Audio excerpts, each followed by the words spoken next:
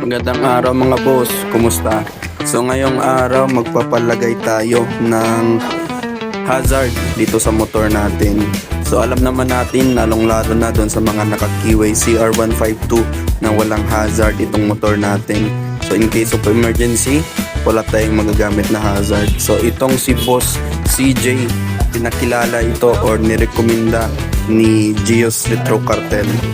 So wala na tayong binili na ibang switch, naka-stock switch pa rin tayo. Meron lang ginawa si Bossing CJ na module para magkaroon tayo ng hazard. So ayan, meron na tayong hazard mga boss. Yan, kitang kita dito. At meron din syempre dito sa harap.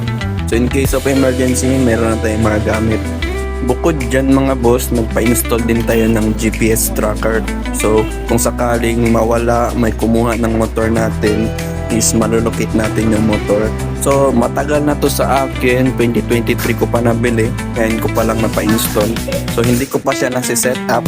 May lagayan ito ng SIM card, so hindi ko pa ito nagagamit. So update ko lang kayo mga boss kung okay na tong tracker na to.